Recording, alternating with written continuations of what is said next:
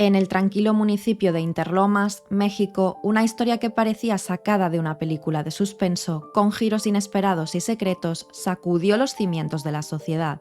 Corría el año 2010 cuando el país se vio sacudido por la desaparición de Paulette Guevara Fara, una niña de tan solo 4 años de edad. Lo que parecía ser un simple caso de extravío pronto se transformó en un enigma que desconcertaría a todos. Paulette, una pequeña con discapacidad motora, desapareció misteriosamente de su propia habitación, en un apartamento de lujo ubicado en la zona residencial de Interlomas. Pero ¿cómo podría una niña con limitaciones físicas desvanecerse sin dejar rastro? Para intentar desvelar detalles que hasta ahora se han mantenido en secreto, es necesario conocer un poco sobre su familia y lo que posiblemente puede servir para apoyar otras teorías que se han formado desde la desaparición de la pequeña Paulette.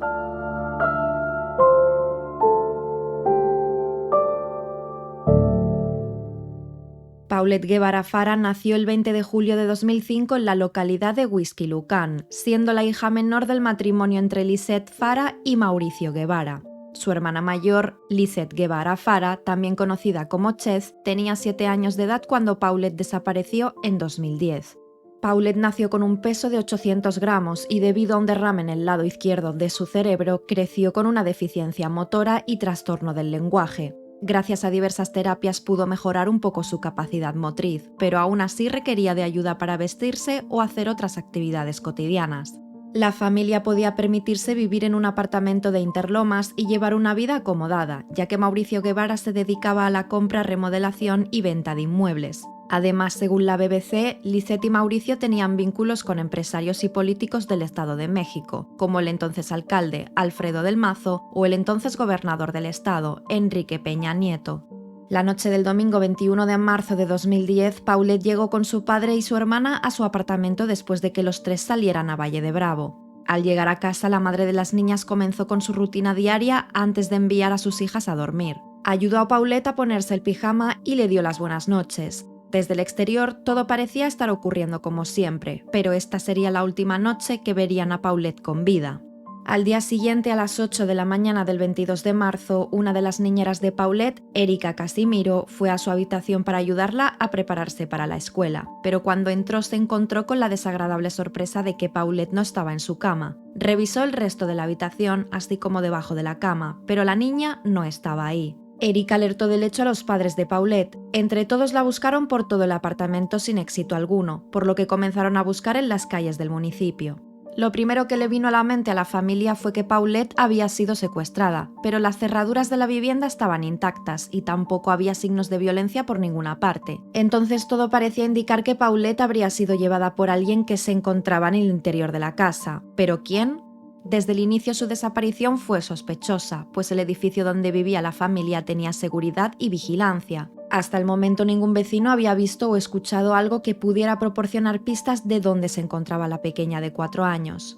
Tras no encontrarla por su cuenta, la familia se comunicó con las autoridades y empezó a repartir carteles de Paulette como desaparecida. Por su parte, las autoridades emprendieron una búsqueda intensiva con perros entrenados y algunos peritos de la Procuraduría General de Justicia del Estado de México. No obstante, ellos tampoco encontraron rastros de Paulette en su habitación ni tampoco evidencia que pudiera apuntar a un secuestrador, pero conforme pasaban los días, las preguntas superaban las respuestas. ¿Cómo una niña tan pequeña y con limitaciones se había simplemente desvanecido?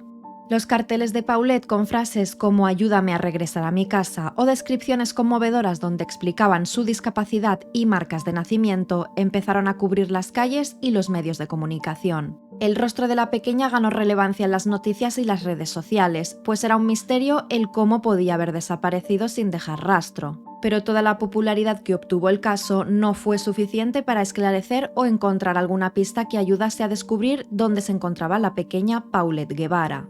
Sin embargo, un dato curioso se agregó a la investigación cuando la directora del preescolar al cual asistía Paulette, Carmen Valles, dijo que la pequeña dejó de asistir a la escuela el 12 de marzo y al día siguiente su familia le notificó que se encontraba enferma, pero que no le dieron más detalles ni le dijeron cuándo volvería a asistir. Los medios seguían cada actualización del caso y la atención se centraba en el lujoso apartamento, donde cada rincón parecía ocultar secretos y cada declaración levantaba más sospechas. Las entrevistas con la familia, los amigos y los empleados pintaban un panorama extraño y contradictorio, añadiendo capas de complejidad al enigma. Las declaraciones de Lisette y Mauricio, los padres de la pequeña, tenían varias contradicciones y las autoridades y medios de comunicación empezaron a sospechar cuando notaron que alguno de ellos podría estar ocultando información. Mientras que Mauricio afirmaba que no conocía el paradero de su hija, aseguraba que necesitaba ayuda judicial. Por su parte, Lisette resaltaba que la desaparición de Paulette era culpa de su esposo. Estas contradicciones en las declaraciones de la familia se sumaron a la falta de pruebas que pudieran delatar algún secuestro, así que la opinión del público empezó a señalar a los familiares como posibles responsables. Por otro lado, las dos niñeras de Paulette, Erika y Marta, declararon que todo había sido muy sospechoso y que cuando Erika avisó a Lisette de que no encontraba a su hija, la madre se limitó a ponerse delante de su ordenador mientras fumaba y se tomaba un café. Pronto los rumores comenzaron a circular. A medida que el caso se desarrollaba, las teorías y especulaciones florecían. Algunos señalaban negligencia de los padres y otros sugerían que había más de lo que se veía a simple vista. La prensa se sumió en la vorágine de titulares sensacionalistas, mientras el público intentaba comprender el misterio. Las redes sociales ardían con debates y análisis de cada detalle. Se hicieron entrevistas a la madre en la habitación de Paulette y en varias ocasiones acudieron autoridades a revisar el lugar, pero la investigación no avanzaba. Lo que sí se pudo observar por muchos fue la falta de emociones de Lisette ante la desaparición de su hija. Ella grabó un vídeo para un presunto secuestrador donde le indicaba que dejara a la niña en un centro comercial u otro lugar que le pareciera conveniente para evitar represalias. En dicho vídeo, Lisette no lloró, sino que simplemente parecía nerviosa. Mauricio también hizo varias apariciones en los medios pidiendo que le devolvieran a su hija.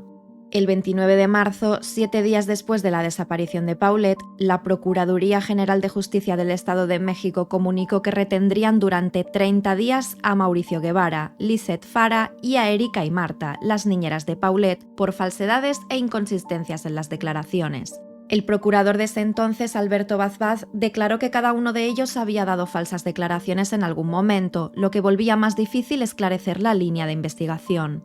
El 30 de marzo los padres de Paulette estuvieron unas horas en la Procuraduría y luego fueron trasladados a un hotel donde cumplirían su retención. Ese mismo día los expertos regresaron al apartamento para llevar a cabo la reconstrucción de los hechos con la presencia de los padres. Justo cuando parecía que la verdad estaba fuera de alcance, un giro inesperado agitó aún más el caso.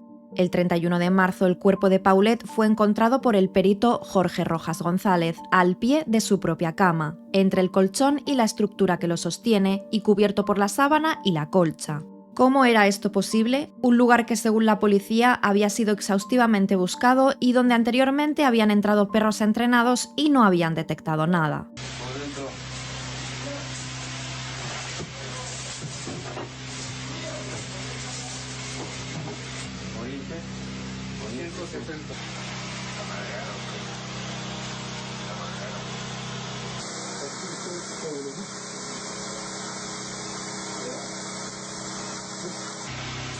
Existe una separación entre el colchón y la piecera de 15.5. 16, 44 de altura. Separación. Tiene dos colchones. ¿Y de profundidad? 8. Tiene dos colchones. ¿Sí?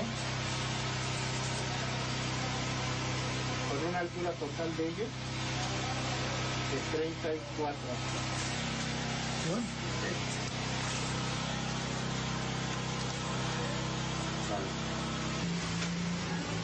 Nos vamos con capas. Hola, la nariz.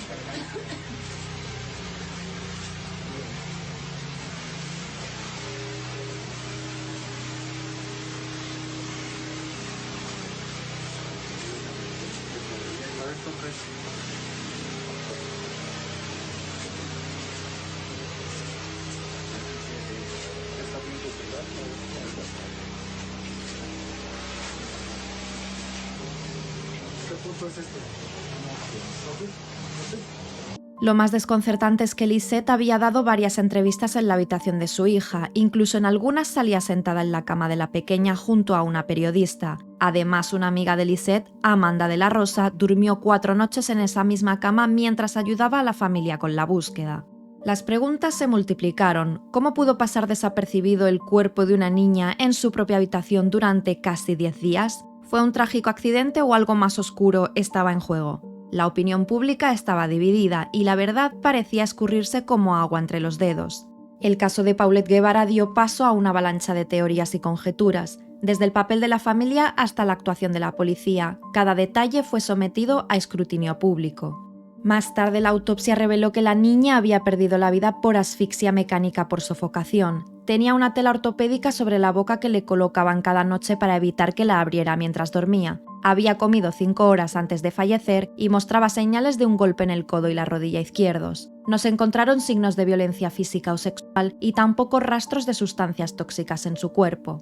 De acuerdo con el informe de la autopsia, Paulette llevaba entre 5 y 9 días sin vida, aunque no se pudo concretar la hora y fecha exactas de su deceso. Aunque el procurador Alberto Vaz en ese momento aseguró que buscaría respuestas, el 21 de mayo calificó el suceso como un accidente. Según el informe de la autopsia, llegaron a la conclusión de que Paulette se había movido por sus propios medios y accidentalmente cayó de cabeza en el espacio entre el colchón y la estructura de la cama, donde finalmente se asfixió. ¿Era posible que el cuerpo sin vida de la niña hubiera permanecido allí durante 9 días sin que ninguna de las muchas personas que estuvieron en la habitación notaran absolutamente nada? La opinión pública estalló en un frenesí, culpando a los familiares y autoridades por igual al calificarlos de incompetentes y de encubrimiento. Erika, una de las niñeras de Paulette, no le dio credibilidad alguna a los resultados de las investigaciones, pues declaró que ella tendió la cama de Paulette en diversas ocasiones y nunca vio el colchón movido o algo fuera de lo común que pudiera señalar que el cuerpo de la pequeña se encontraba ahí. Los medios seguían cubriendo el caso minuto a minuto e incluso buscaron a la empresa fabricante de la estructura de la cama, quienes aseguraron que era imposible que el cuerpo de la niña cayera por el pie de la cama y se quedase atrapado ahí. Varias declaraciones de otras personas que habían estado cercanas al caso también negaron que la niña pudiera haber estado allí todo ese tiempo sin ser descubierta. Lili Tellez, periodista y senadora, aseguró que Paulette no estaba allí en el lapso en el que estuvo desaparecida, pero también reveló que recibió amenazas para que abandonara la investigación del caso. Las teorías mencionaban que los padres habían conseguido su cuerpo antes y lo escondieron por miedo a ser incriminados, mientras que otros afirmaban que se trataba de una abducción alienígena y otros que simplemente era su madre quien le había quitado la vida a su hija. El procurador reveló que el proceso inicial de la investigación fue deficiente al no haberse revisado completamente la cama, además de que el lugar no estaba acordonado, sino que una multitud de personas entraba y salía constantemente de todas las habitaciones. La Procuraduría General de Justicia explicó que el apartamento no había sido acordonado porque inicialmente ellos investigaban un rapto y no un crimen. Todo esto causó que Vaz tuviera que renunciar a su cargo el 25 de mayo y reconoció que había perdido la confianza, la credibilidad y el respaldo social. Los ataques hacia Lisette se intensificaron cuando el 3 de abril inició un juicio de amparo contra la retención al afirmar que ella no había tenido nada que ver con los motivos que causaron la muerte de su hija. Pero poco después salió a la luz una grabación donde hablaba con su hija mayor y le decía lo que debía declarar sobre la desaparición de su hermana.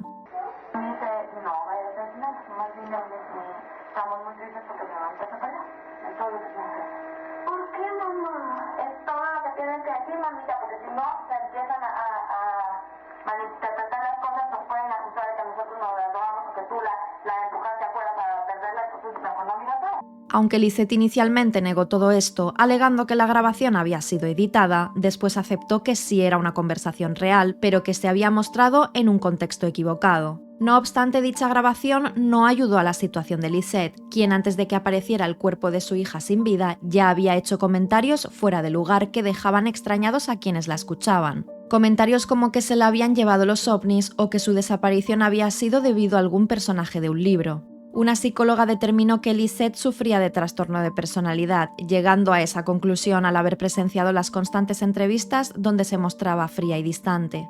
El 4 de abril un juez concedió la libertad a los padres y niñeras de Paulette, y al día siguiente los padres empezaron una batalla verbal donde se culpaban el uno al otro por la pérdida de su hija. Según Mauricio, su fallecimiento no podía haber sido solo un accidente y no ponía las manos en el fuego por su esposa. En cambio, Lisette culpaba a su esposo por la muerte de la pequeña. El 6 de abril de 2010, finalmente, Paulette fue sepultada en el Panteón Francés de San Joaquín, ubicado en la Ciudad de México. La procesión fue encabezada por su madre y ningún otro miembro de la familia acudió, aparentemente por mutuo acuerdo. Posteriormente, Mauricio y Lisette se separaron y entraron en una batalla legal por la custodia de su única hija viva, y aunque la pequeña de 7 años vivía por el momento con su padre, pronto el juez le cedió la custodia a la madre. En 2014, Mauricio Guevara y Lisette Fara se divorciaron. El 3 de mayo de 2017, el cuerpo de Paulette fue exhumado y cremado, ya que las autoridades consideraron que sus restos ya no eran evidencia para la investigación del caso. En 2020, la empresa Netflix produjo una serie llamada Historia de un crimen, La búsqueda, centrada en el suceso y dramatizando el caso de Paulette Guevara, mostrando cómo podrían haber sido las cosas en realidad. A pesar de los años transcurridos, el caso de Paulette sigue sin resolverse completamente. ¿Fue realmente un accidente o un acto más siniestro? Las respuestas siguen en la penumbra, envueltas en un manto de misterio que persiste hasta el día de hoy.